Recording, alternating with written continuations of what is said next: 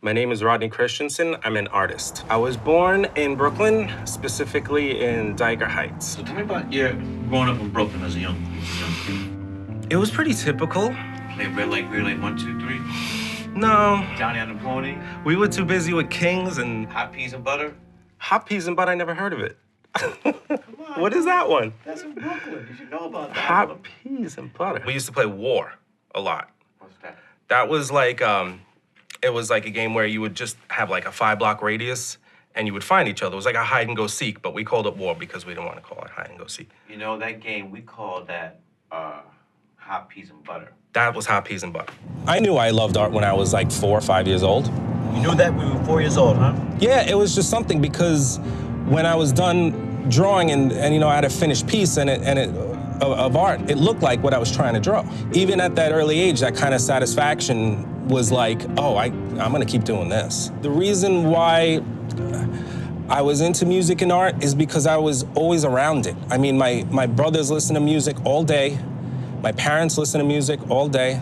So it was coming in at me, all different styles, all different angles. I was in a rock band for a decade. You lead singer? Mm-hmm. Yes, I still do it. Truth is I was roaming your eyes. I'm terrified. To say art is everything is very cliche, because it is. I mean, that's true. But for me, art like has its veins, like in everything I do. Art is like my passion. Art is like my journey. Art is truth. Art is being honest. Art is working hard. Art is hustle. Everything is in it. First year, I went to art and design. Were you happy when you got in art design? Yeah, I was thrilled. It was a bit of a rough school. The kids going to that school got in on their art, but their art was graffiti. They were street artists, and they were all, you know, they were all rebelling. And there was one time where I was leaving school, and I got a box cutter to my arm. And kind of freaked me out. I was like, man, I can't stay here. I was like, the art program may be good, but you know, the art to me, art comes with me wherever I go. So you graduated Port Hamilton. Yeah. Then you went to FIT, right? Yeah. I took this abstract class in FIT. And his teacher's name?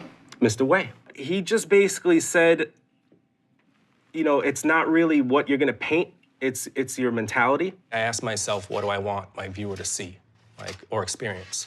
And then I work backwards from there. I like when I have to figure things out, like, because if I know from step 1 to the last step how I'm doing my painting, I get bored. This experimentation thing is kind of like what excites me. It's basically why I do it, because I want to get to the point where it's like you're looking at a painting like as if you were dreaming about it. Uber, what it does, it grants me clarity. I think about paintings when I'm driving constantly. The driving gives me the focus. And that's when I try to like solve my problems. Since all my paintings are experiments anyway, I gotta figure it out one way or another. The driving really helps me focus and it keeps me on the right track. And that's when the ideas come. Brooklyn is probably the most chill borough to drive in. I look at everything as possible inspiration. And I believe that creeps into my work, you know, slowly. Over time, I get influenced by it. All right, we're going to a place called Dobbs Ferry. And it's a big building along the water, along the Hudson River. Really nice. It's got a lot of artists who set up shop there. That's where your studio is? Yeah, that's where the studio is, yeah. And I have a bunch of stuff up there now. I have a couple of ones that I'm midway through. I work in mixed media. I like mixed media because it allows me to explore things that I otherwise find limited. If I'm doing mixed media, I can combine different elements to get the results I want, and it feels like the possibilities are endless for me. I'm gonna take the same metal, put it in the back here, and then I'm gonna make this a very dark painting, and then this piece very, very bright. So as if it cracked and opened and you could see the actual atmosphere is very bright. This piece is called Monica. This was the first painting out the gate when I started getting back into everything. Who's Monica? Monica's my fiancée. If it wasn't for her, I would not be anywhere near this.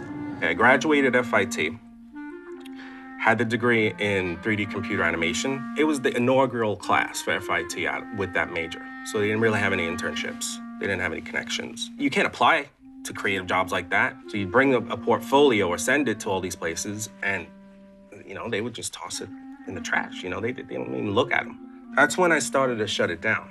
Why? To me, it was like, I spent my whole entire life doing this to get, the door shut in my face. So I thought that maybe the art, wasn't gonna help me in my life, So when I did the construction job and I started working for CVS, it kind of just went quiet. She was the one who basically said, hey, you're doing this work here, that's not your passion, we gotta fix that. And let's get into something more creative. And, every time I fought with her, I was like, yeah, but the security and everything, we're gonna lose money. She was like, we'll get by. It all just would have passed me by, but it's electric now. Like, she saved my life. You're gonna love this story. I'm waiting. Okay, we went to Fort Hamilton together. You remember Fort Hamilton? That was, 20 years ago? Yeah, I do. It was a great time. It was a good thing you rejected me back then. Oh, I don't know if I rejected you. I think you did. No, I think you did. I come across her at a Sweet 16, and she was on the staircase, and she just said, I just want to dance, I feel like dancing. I was like, well, I'll dance with you. And she was like, no, that's okay. But, it's a blessing. Because then, New Year's Eve, that was it. It was just one New Year's Eve, my friend was like, oh, I'm inviting Monica to New Year's Eve. I was glad that our friend invited you to the dinner and that I coincidentally sat next to you. I don't know how much of a coincidence that was. That could have been staged. No, we were the only ones that showed up that night without a ticket to go to the Bell House. We all were supposed to get tickets to this party afterwards, but she was going with other friends. And I thought I could just buy tickets at the door.